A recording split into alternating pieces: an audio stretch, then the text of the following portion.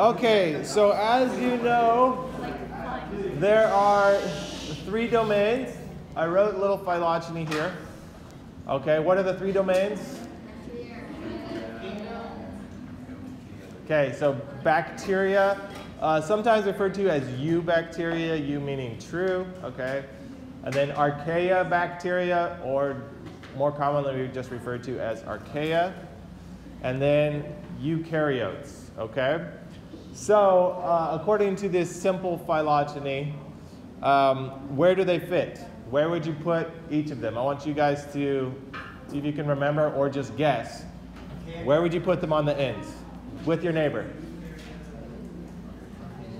So what goes at the top here? Bacteria.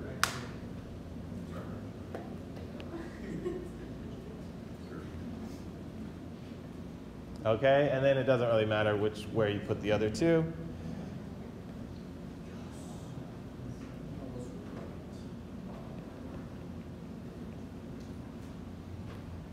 Okay, so it's thought that archaeans share a more common ancestor with eukaryotes than bacteria do. Okay. However, the other hypothesis, this is the simple one, but there is the ring of life.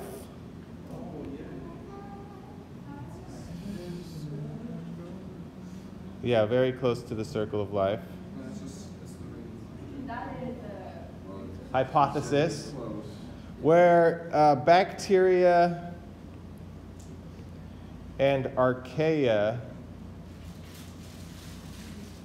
actually fused to form eukaryotes.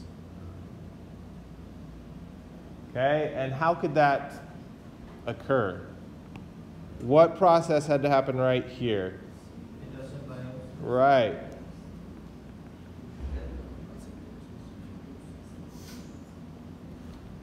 Of a bacteria and an archaea, so then they started to then live together in one cell, which formed eukaryotes. Okay, and every living thing that we have found so far fits in these 3 domains, and I don't think we'll find anything outside of those 3. Space. Maybe in space. That's the final frontier. Yeah. So in this, Record this and I'll post it to my SVU, so if you guys are lost, you can go back and watch it later. But I mean, feel free to ask questions as well. So the first thing we're going to do is we're going to identify our outgroup.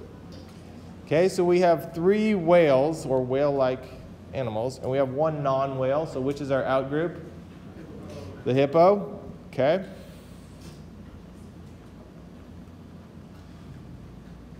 So it's always going to be separate from the rest, and we have it arranged like that in these 2 phylogenies.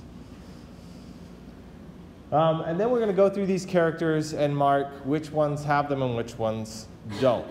So bowhead whales do not have teeth. They have baleen. Killer whales do have teeth. So do bottlenose, dolphins, and so do hippos. All right, a blowhole. All right, hippos don't have blowholes, but these guys do, okay? All right, the formation of social groups. Killer whales and bottlenose dolphins do, so do hippos, but bowhead whales do not. All right, and then echolocation, killer whales and bottlenose dolphins can, bowhead whales and hippos cannot. Wait.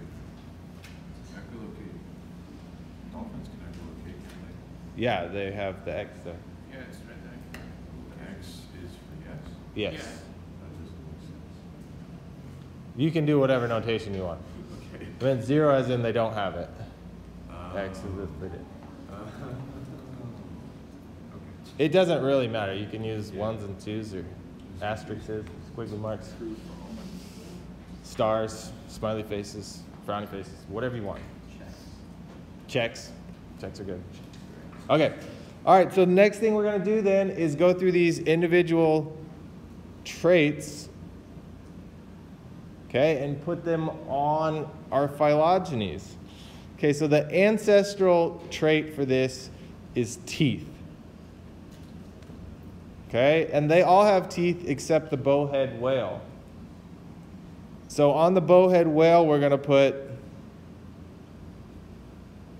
no teeth.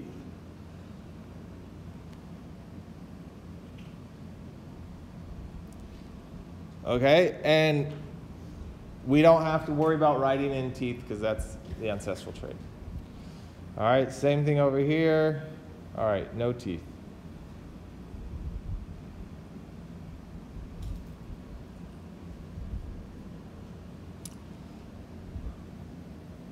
All right, the next trait then is the blowhole. Okay, hippos don't have blowholes, but everything else does. So where are you going to put the blowhole marker? Oh, you can just put it before. Yeah, you can put it right there. It applies to all of them.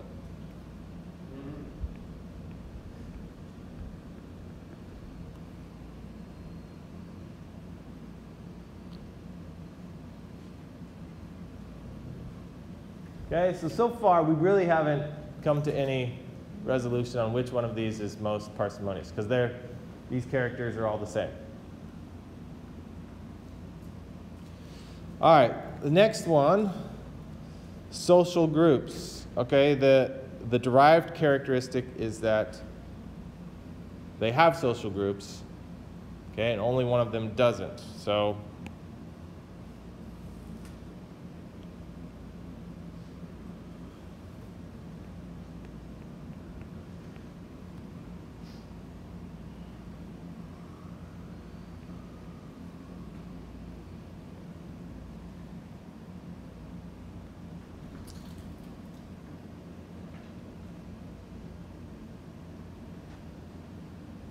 okay, and then this last one then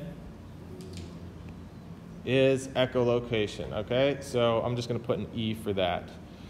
For this one, I can put echolocation out here, but then I have to put no echolocation over here, right?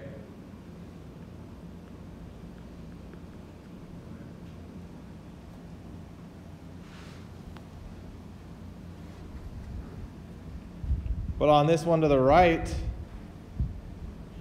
where are you going to put echolocation? Just spread the photo around almost off. Right here, right? And so really that's the only one that gave us any resolution on this, Yeah. on these. But now we can count up the number of marks that we have. So this one has 1, 2, 3, 4. This one has 1, 2, 3, 4, 5. So which one has the most parsimony? Second. This one. Okay? And so this is more than likely the more correct phylogeny. It's more likely that echolocation evolved once, okay, is what this right phylogeny is saying, then that it evolved and then unevolved, which is what it's saying on the left. Okay? All right, so this next one, this is a lot like the first one. See if you can do this on your own or with your neighbor. Through it. So again, our outgroup is species 4. It's off by itself. It's assumed that this is the ancestral trait, and therefore any change from that is a derived trait, something that has evolved. Okay? So this outgroup has a C. Now, just for this purpose, I'm just going to put out here this C, right? But that's not what you would do. I'm just showing, all right, the ancestor means everything should have this unless something evolved. But we have a trait that's different, right? We have A's. Okay, so let's erase that now. And we know species 1 and species 3 has an A. So there's two ways we can do this. We can just write an A in here, and this is at nucleotide 1, and an A in there, right? And that then now covers everyone for that trait. Or you could have wrote it out here, but you'd also have to write 1C in there. Does that make sense? But it doesn't really matter because it's still two changes no matter what. Yeah. Oh yeah, so either way there's two lines. Right. And we're just counting the number of lines, so it doesn't really matter. So I'll leave it like that. And then come over here. All right, so here we have 1 and 3 have the change. 2 is ancestral, so I only have to make one mark there. Right? Sorry, yeah.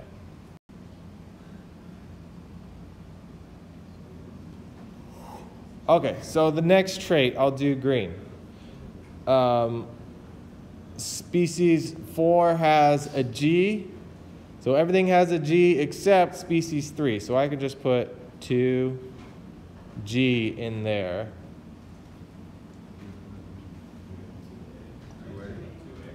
Yes, you guys, I'm testing you.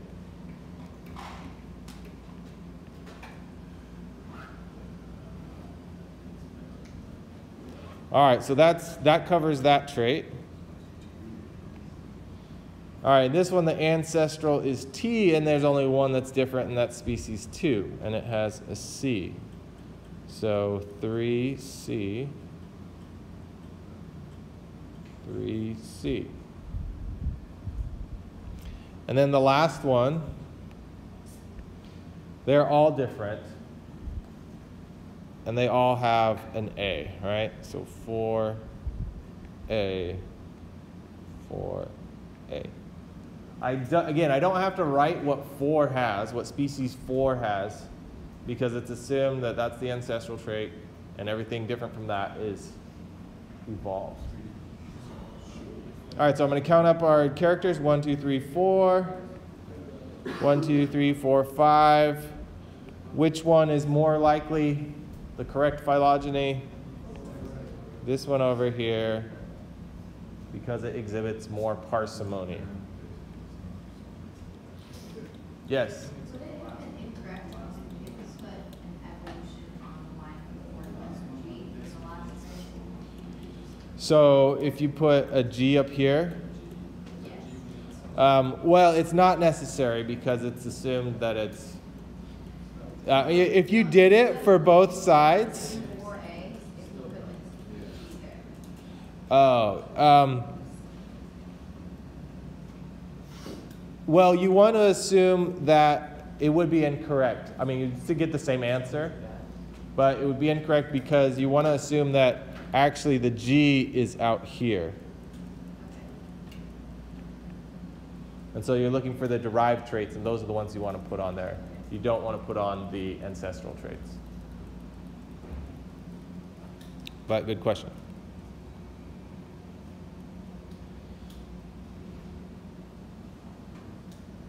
Yeah, so are you saying writing the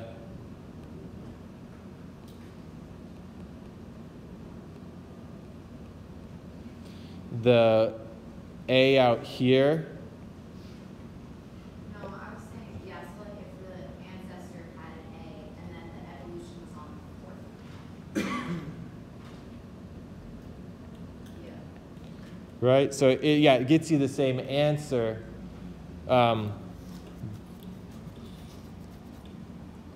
But we're assuming that the outgroup is an ancestral, so it's The right still has wrong. less though in that scenario. Right. Yeah, so it gets you the same answer, but you're thinking about it wrong. You want to assume that actually all of these, C, G, T, and A on species 4 occur out here. Okay. Okay.